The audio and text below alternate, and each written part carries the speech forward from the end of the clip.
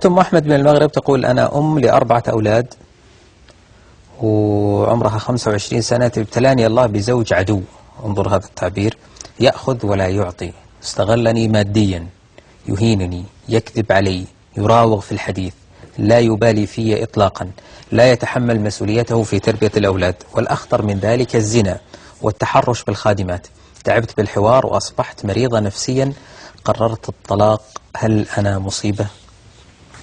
أولا نتأمل هل هذا فعلا يحدث ما قالت. إذا كان هذا ما قالت يحدث فلا حياة مع رجل بهذا الوصف. لكن أحيانا بعض النساء قد تبالغ في وصف معين، أحيانا لم تحب تماما، نعم. فترى كل شيء صغير كبير تماما، فقد توجد أخطاء عابرة وتصفها أنها دائمة.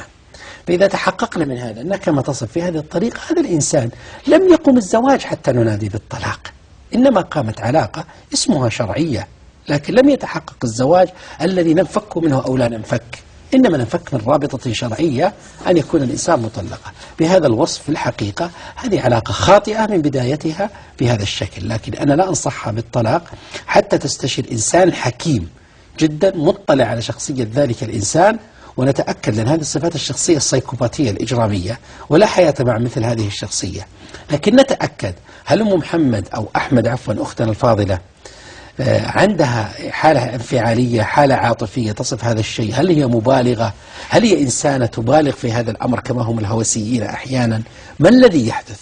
إما إن كان الأمر على مثل هذا الوضع فأعتقد أنه لا حياة بهذه الطريقة، لا أدعوها إلى الطلاق، إنما أدعوها لعاقل من أهلها، لا أقول حكم من أهله وحكم من أهلها، إنما عاقل من أهلها تماما يتأمل هذا الموضوع وليس يعني من المشكلة أنه 4 أولاد صعب أنه يعني مو صعب، لكن القرار حيكون لابد أنه يتأمل بشكل أكبر، لأنه الموضوع موضوع يخصها بس، موضوع يتعلق بس يا حبيبي عبد الله صح النوم، يعني الصفات هذه موجودة. 4 أولاد وش معناها؟ ومن هنا قل لا، وحتى 4 أولاد وبنت يعني 5. لذلك أنا الآن أتشكك بكلام أحمد، وهذا جعلني أقول لا أنادي بالطلاق من هذه العلاقة.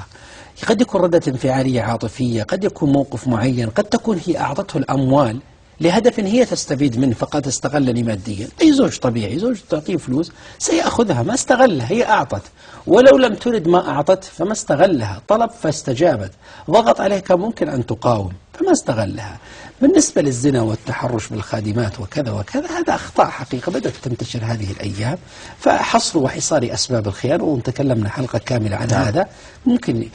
لكن أنا أقول عاقل من أهلها، عاقل هذا هو الحكم في هذا الأمر أكثر مني من أي إنسان آخر، لأنه يستطيع أن يتأمل بقية الأمور وأيضا يزيل الانفعالات التي عنده. شكرا لك.